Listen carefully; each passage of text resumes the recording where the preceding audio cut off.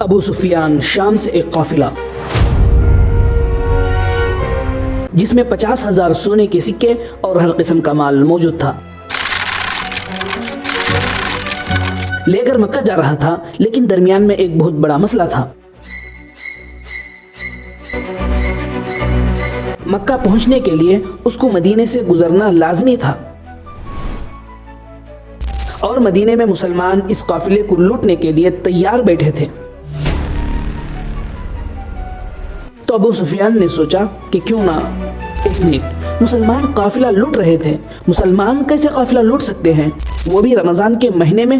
اصل میں بدر کے جنگ سے 1 سال پہلے جب مسلمان مکے سے ہجرت کر کے مدینہ گئے تھے تو وہ اپنے ساتھ کچھ بھی لے کر نہیں گئے تھے سوائے ان کپڑوں کے جو انہوں نے پہنے ہوئے تھے۔ مکہ والوں نے ان کو غصہ دلانے کے لیے ان کی ساری چیزیں، زمین، گھر سب بیچ دی، اور یہ وہ قافلہ تھا جس میں بہت سارا سامان وہ تھا جو مکے کے مسلمانوں سے لوٹا گیا تھا۔ تو مسلمان لوٹ نہیں رہے تھے بلکہ اپنے سے لوٹے ہوئے سامان کا بدلہ لے رہے تھے۔ تو ابو سفیان اس قافلے کا ہیڈ اس ٹینشن میں تھا کہ اگر وہ اس راستے سے گیا تو مسلمان تو اس کو چھوڑیں گے نہیں، تو اس نے اپنا راستہ بدلا اور مکہ ایک خط بھجوایا کہ مکہ والے فل اسپیڈ اس قافلے کی مدد کے لیے پہنچے۔ تو وہ بندہ جیسے ہی مکہ پہنچا اس نے کعبے کے پاس جا کر اپنے اونٹ کے کان اور ناک کاٹ دیے اور اپنے کپڑے پھاڑ کر زور زور سے مدد کے لیے چیخنے لگا۔ یہ اس زمانے میں ان کا ایمرجنسی دکھانے کا ایک رواج تھا۔ مسلمان فوج آلریڈی قافلے کو لوٹنے کے لیے نکل چکی تھی۔ ابو جہل نے اس قاصد کو پوچھا، اس قاصد نے کہا تقریباً کوئی 313 ہوں گے۔ ابو جہل نے کہا ہم 1000 لوگ لے کر جائیں گے۔ پھر اس نے پوچھا کتنے گھوڑے ہیں؟ تو اس بندے نے کہا آلموسٹ کوئی 2 گھوڑے ہوں گے۔ ابو جہل نے کہا ہم 100 گھوڑے لے کر جائیں گے۔ پھر اس نے پوچھا مسلمانوں کی فوج میں اونٹ کتنے ہیں؟ اس نے کہا کوئی 70 اونٹ ہوں گے۔ ابو سفیان کا قافلہ مین روڈ چھوڑ کر کوئی اور راستے سے نکلا اور مسلمانوں کے فوج سے بچ کر بھاگ گیا۔ تو اب لڑائی کرنے کی کوئی ضرورت نہیں تھی کیونکہ اب قافلہ بچ گیا۔ لیکن ابو جہل نے کہا اگر قافلہ بچ بھی جائے ہم ان مسلمانوں کو نہیں چھوڑیں گے کیونکہ ان کے ایک بندے کو مارنے کے لیے ہمارے پاس 3 لوگ موجود ہیں۔ محمد صلی اللہ علیہ وسلم نے اپنے فوج کو بدر کے پہلے کنویں کے پاس جا کر پڑاؤ ڈالنے کا حکم دیا۔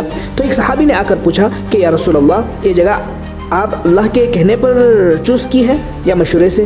تو آپ صلی اللہ علیہ وسلم نے کہا یہ تو ہم نے مشورے سے چوز کی ہے۔ تو اس نے کہا کہ اگر ہم آگے جا کر پڑاؤ ڈالیں تو وہاں پانی بھی زیادہ ہے اور ہم دشمنوں کو ان کنوؤں پر قبضہ کرنے سے بھی روک لیں گے۔ آپ صلی اللہ علیہ وسلم کو اس کا مشورہ بہت پسند آیا اور پوری فوج کو آدھی رات میں اس جگہ سے اس جگہ پر موو کیا۔ دوسرے دن سے جب ابو جہل کی فوج سامنے آئی تو وہ مسلمانوں سے 3 گنا بڑی تھی۔ عتبہ بہت بڑا بزنس مین اپنے بھائی اور بیٹے کے ساتھ سامنے آیا اور مسلمانوں کو چیلنج کیا کہ کوئی ہے کہ جو ہم سے آ کر لڑائی کر سکے۔ مدینے کے 3 انصار ان سے لڑنے کے لیے سامنے آئے تو عتبہ نے کہا یہ کون ہے؟ ہمیں اپنے بھائیوں کے سر کاٹنے ہیں جنہوں نے اپنے باپ دادا کے مذہب سے بغاوت کی ہے۔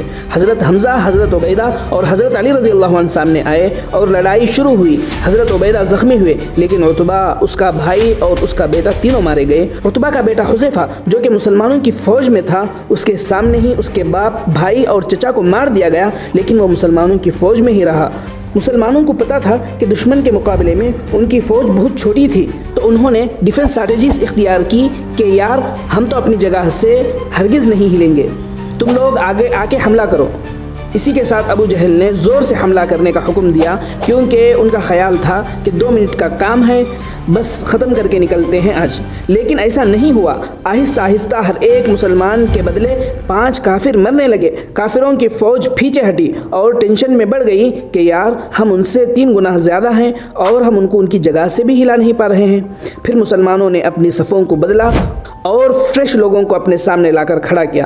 ابو جہل نے دوبارہ بہت زور سے حملہ کرنے کا حکم دیا لیکن پھر بھی وہی ہوا، کافروں کی فوج پیچھے ہٹنے لگی۔ لیکن اس بار مسلمانوں نے ان پر حملہ کیا اور کافروں کی فوج بدر کو چھوڑ کر ہر طرف بھاگنے لگی اور ابو جہل مارا گیا۔ مکے میں سارے جیت کی خبر کا انتظار کر رہے تھے کیونکہ پچھلے 60 سال میں مکے کے قریش کوئی بڑی جنگ شکست نہیں ہوئی اور آلموسٹ 35 سال پہلے انہوں نے ابرہہ کے 60,000 فوج کو بھی ہرایا تھا اور اس کی وجہ سے پورا عرب قریش کو اپنا لیڈر مانتا تھا۔ لیکن اب مکے کے قریش صرف 313 لوگوں سے ہار گئے تھے۔ پہلے جو لوگ جنگ سے بھاگ کر مکہ پہنچے تو ان پر کسی نے یقین ہی نہیں کیا کہ ایسا ہو ہی نہیں سکتا کہ ہم جنگ ہار گئے ہوں، لیکن آہستہ آہستہ انہیں سمجھ آنے لگی کہ وہ یہ جنگ اور پورے عرب میں اپنی عزت ہار چکے ہیں۔